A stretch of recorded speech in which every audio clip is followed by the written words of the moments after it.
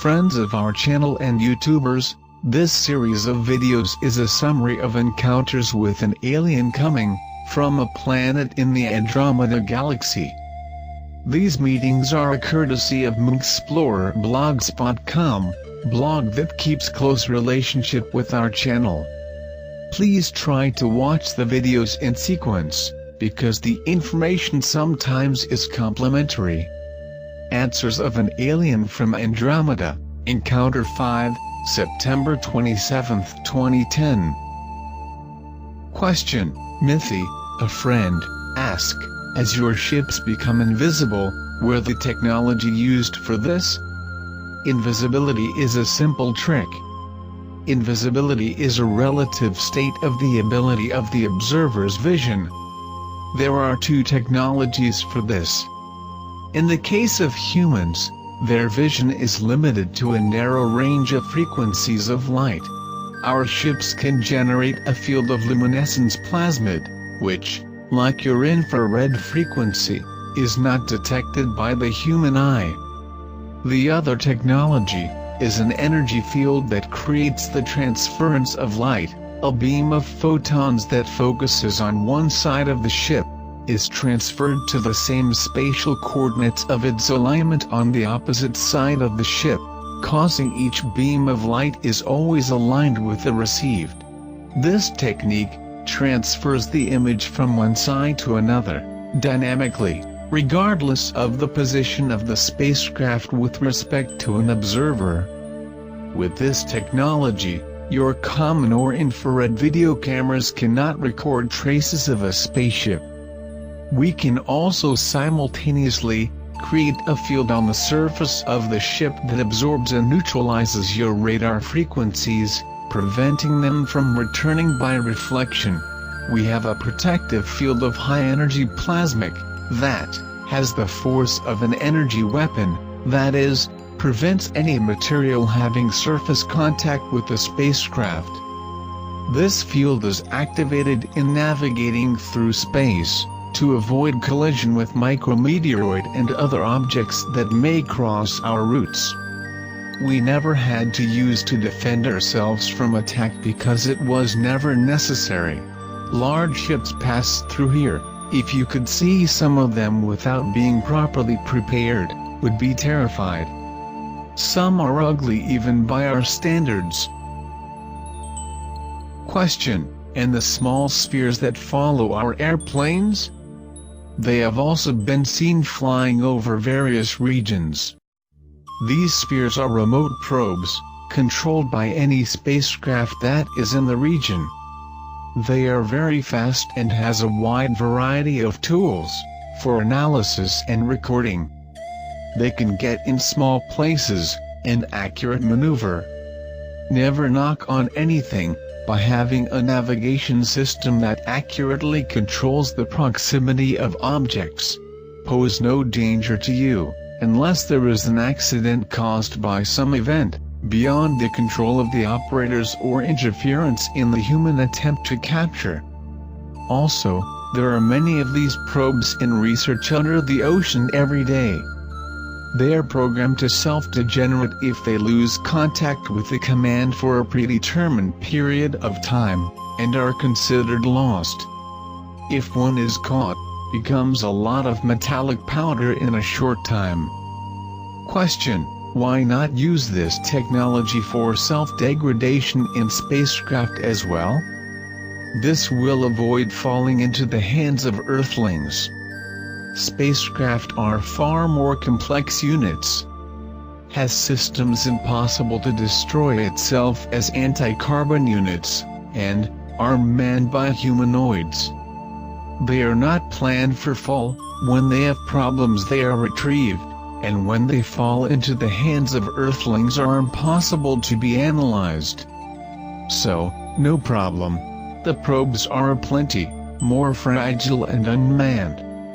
Because they are not managed by brain signals as spaceships, they contain a navigation system controlled from a distance that could be parsed and partially understood by Earthlings. They can self-destruct without any major problems or major costs. Question: what kind of weapon you have.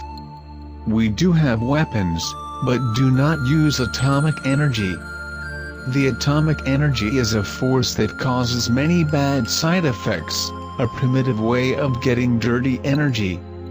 It is harmful to all living things, plants and animals, included humanoids for sure. Very soon you will be compelled to replace the dirty energy to clean energy. Our arms are summarized in bundles of concentrate energy that are not used as weapons themselves. We use most often to destroy asteroids and other celestial bodies that might be causing any problems.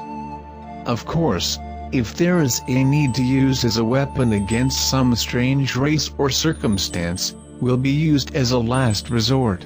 You are being monitored very many years. With respect to your atomic weapons, we have ways to counter catastrophic effects, but would be lost many species living on the planet, causing an imbalance for many generations.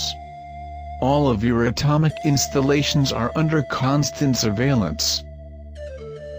Question: in the case of nuclear plants, they are currently used for energy production, which would be the clean solution, eliminating coarse hydroelectric power plants by all means. Clean energy is currently the anti-carbon unit. It has no side effect. We use small power generating units that can fulfill any of your major cities for centuries, without any maintenance. Clean energy, cheap and abundant. We do not use wires to conduct energy like you here on Earth. Factories, homes or vehicles have a small receiver that is tuned in the power distribution center. Everything is wireless. Power is distributed to any remote place on planet where a receiver is installed. Thy power plants fueled by oil also have their days numbered. They are big suppliers of CO2, accumulated in your atmosphere. The burning of petroleum in general is a dirty form of energy that you still use on your planet. In this new era, the Earth's atmosphere will decontaminate radically. Question: have you heard the songs that I gave you? Yes, thank you, we heard, and many of them are very beautiful.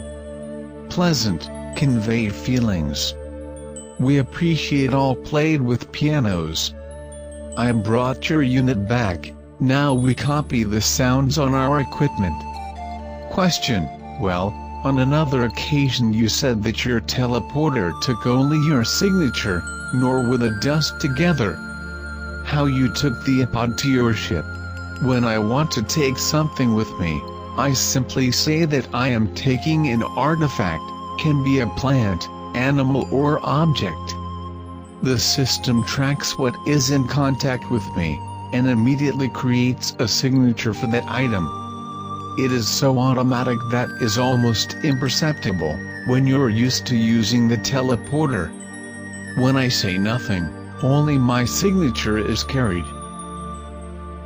Question: do you know if others like you are communicating with other fellow Earthlings like me, around the planet?